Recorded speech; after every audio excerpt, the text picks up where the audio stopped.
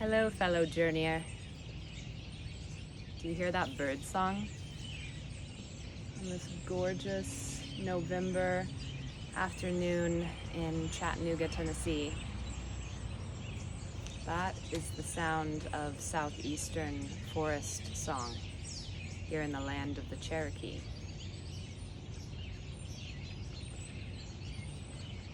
Recently, I was lucky enough to be gifted a book that I've read several times to borrow by my cousin, and I've talked about this book before on my channel. However, you know how sometimes you read a book and you integrate and incorporate and embody it into your life and it sinks in the way that it does at that time, and then you need to read it again and it hits you differently every time. And I'm a big believer that every book that we're ready for comes to us right when we need it. Oh my goodness, this is so cool. Literally, right as I was about to pick this up, an acorn just fell on this and popped open. Look at that. That is so cool. That's like acorn flesh. There's a huge oak tree above us. So,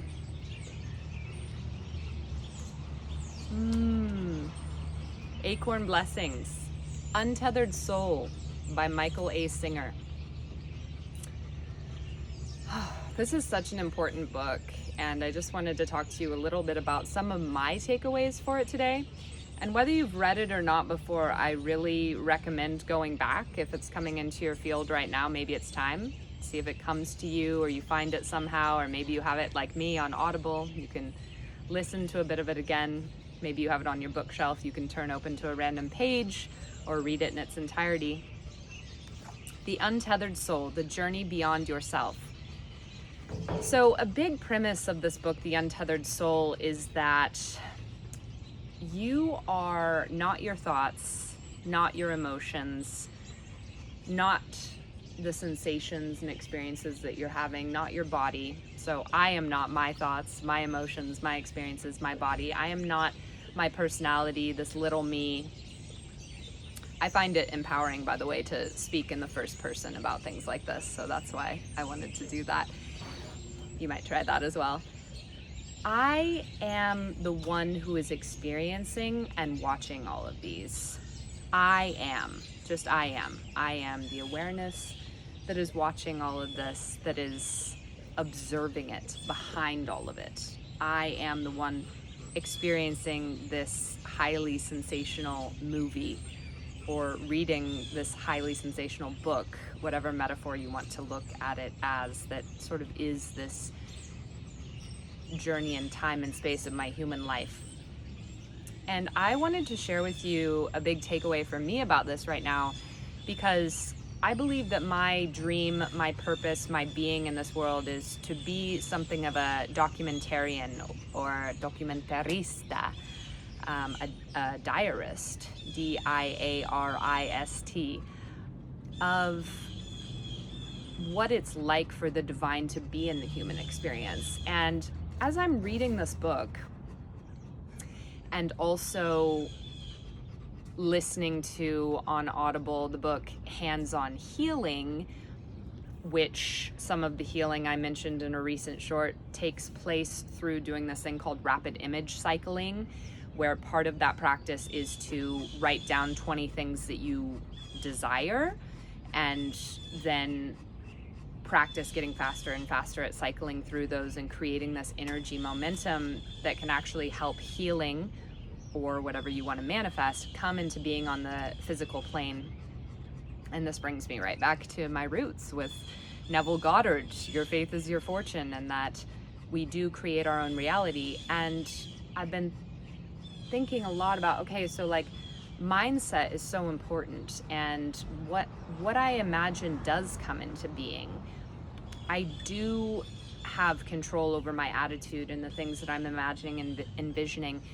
And how does this integrate? How is this not mutually exclusive with more of these sort of Buddhist yogic philosophies, Buddhist, Hinduism, Eastern yogic philosophies that Michael Singer is drawing on in The Untethered Soul, about how we actually don't have any control over anything that's going on in our lives, And so much of our suffering comes from trying to control these things and from becoming too attached to our thoughts, feelings, emotions, experiences, and believing those to be me, believing those to be you, believing those to be us, believing those to be me.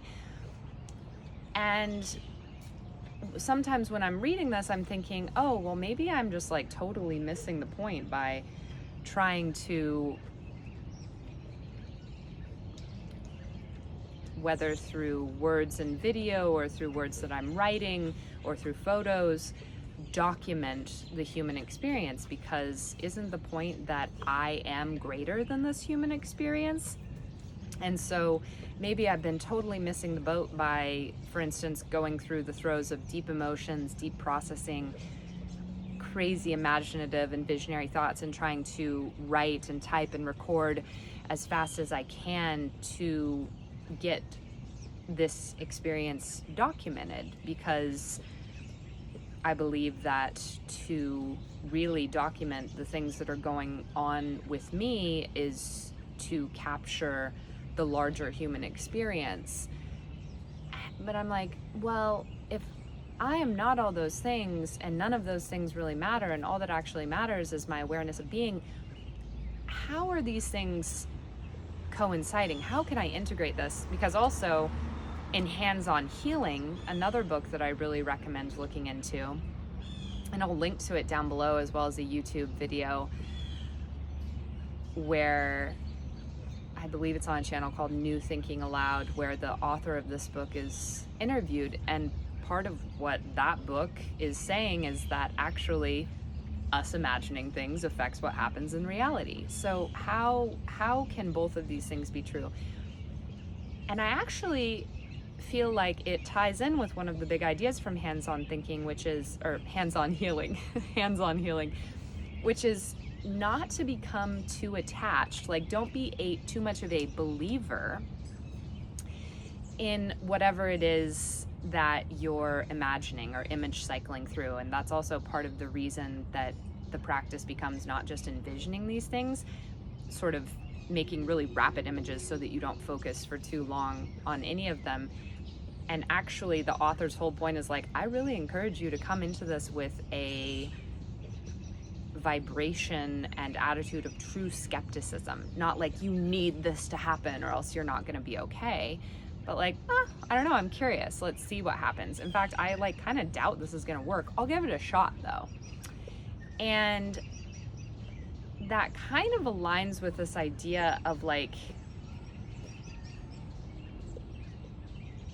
it doesn't really matter what happens to me, capital M me, capital S self, the I am, because I am okay no matter what. I'm this timeless, omnipresent awareness that is one with the quantum field that exists outside of time and space, and is essentially having the experience of like, just like a human goes to a movie theater, my soul has come to a human experience, like virtual reality, sort of.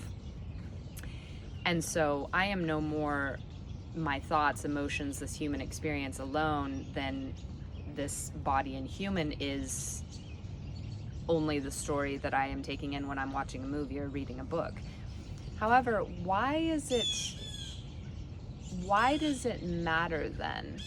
Well, because we get to choose, because I get to choose. And so Untethered Soul, I feel like why this has been really important for me to read right now, again, and I encourage you to read for whatever lessons are in it for you, is that I was becoming way too attached to the things that I was feeling, thinking, and experiencing, and then documenting. And I was becoming so attached that they were getting really stuck inside me, and I was confusing those things that I was documenting and experiencing with who I am. And there was a lot of clinging and a lot of attachment and taking it personally, as far as like, how are those things going to go over when I share them? Or like, is something wrong with me that I'm having this experience or this feeling? Like, what is wrong with me, for instance, that I recently went through shingles. And while I think there's a lot to be said about being more loving with my body and noticing my attitude, and that there is a lesson in that, I also believe it's like, okay, this is an experience. It's not me. This is something that also, if I really came to document the whole human experience and not take it personally, then it's just as meaningful and vital to document the experience of being in optimal health as having health problems. And really, those are just all part of the human experience. I am the one experiencing those things. I am not those thoughts, feelings, and emotions. However, here we are. Here I am, being a human, and for whatever reason that my little self may never understand, and perhaps is all just fun and games anyway, I am here to document those things. And the takeaway from something like Untethered Soul saying, I am not the things I document, I am the one watching the one documenting them, is not, oh, all of that stuff is pointless, don't do any of that. It doesn't even matter what you document, just do your best. It doesn't reflect on me as a being, because I am okay with whatever happens. And actually, I can be a lot better at doing the job that I came here to do when I am willing to be there for all of it without taking it personally or thinking that I am that. I'm going to be a much better and more effective documentarian who's actually getting the job done when I'm not getting in my own way, feeling like there's something wrong with me or worried about how people are going to take it in every little way. Like, oh, I won't be okay if people don't like this, or I won't be okay if people say mean things about this, or I won't be okay if the emotions I'm feeling aren't always positive, or I won't be okay if I have these health problems if my body has these health problems that I experience going through.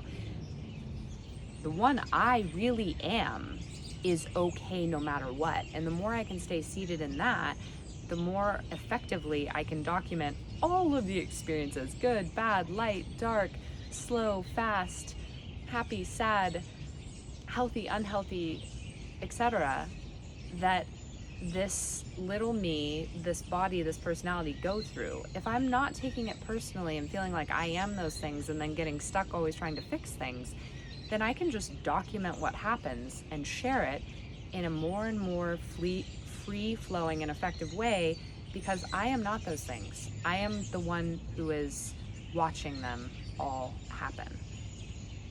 Does that make sense?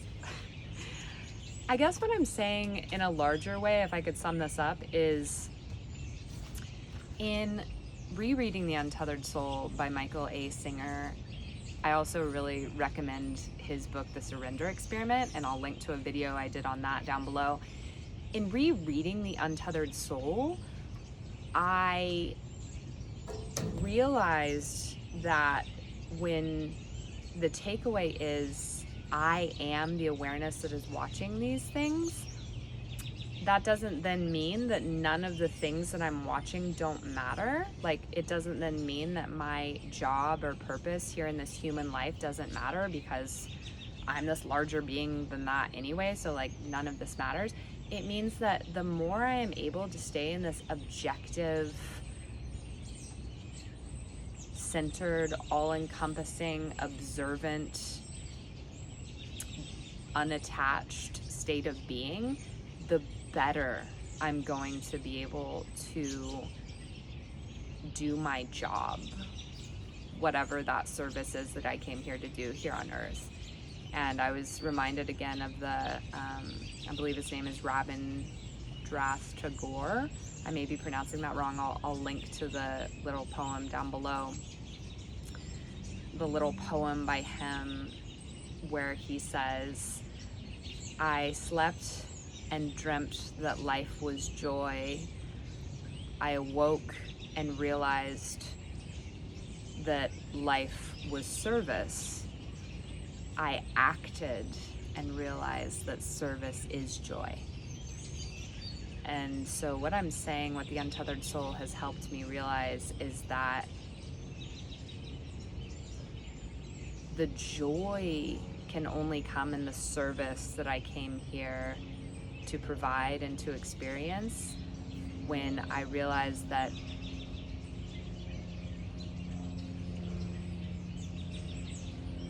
I am the one watching the service happen, not the acts of service themselves. And then that joy and that free flow of service can really come.